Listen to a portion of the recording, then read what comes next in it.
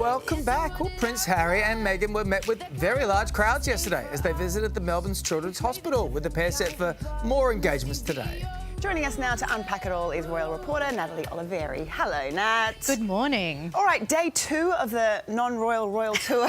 Were you surprised to see so many people out and about yesterday wanting to catch a glimpse of them? I think so, because there had been so much negativity surrounding the tour even before it had started. So to see the hospital incredibly packed yesterday was really nice. But I have to say, this was not open to the public. This was very much a private event within the hospital. So all those people we saw were connected to the facility, patients, staff, their families.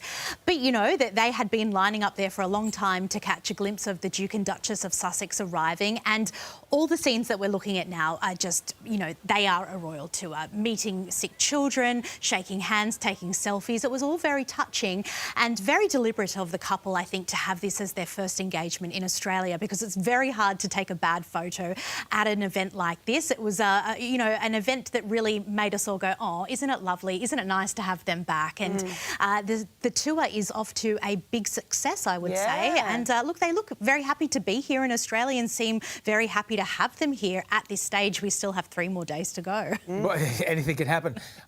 They've been pretty adamant that this isn't an official visit, even though they did do that yesterday. So what are the motives for them being here, and what is the schedule?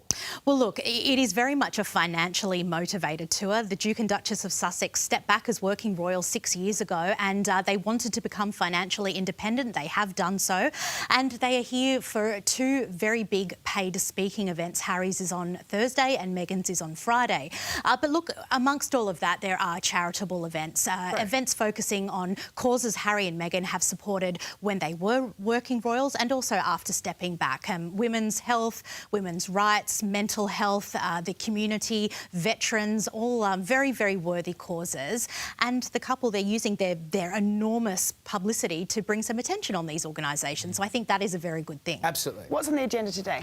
So Prince Harry, he's flying solo this morning. We have seen him arrive at the Western Bulldogs HQ in Melbourne, and he's there for a Movember event, very much connected with fathers and the support offered to new dads, mental health support, that is. He'll be then flying to Canberra. He'll be attending an event at the Australian War Memorial, and then later today a reception for the Invictus Games Foundation. He'll then fly back to Melbourne to meet up with Meghan. We won't be seeing the Duchess at all today. According to their official schedule, she has nothing on the agenda.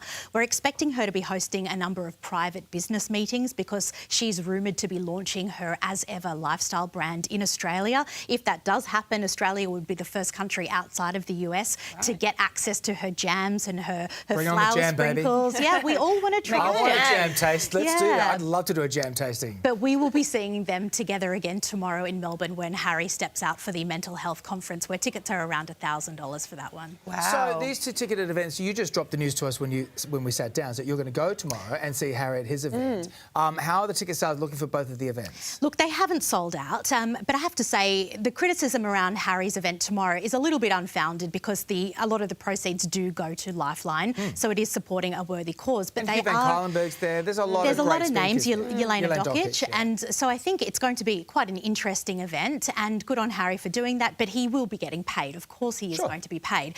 The Duchess, however, she's going to be appearing at a women's only retreat on Friday evening in Sydney at Coogee. That is another story. We don't know where the money for that is going.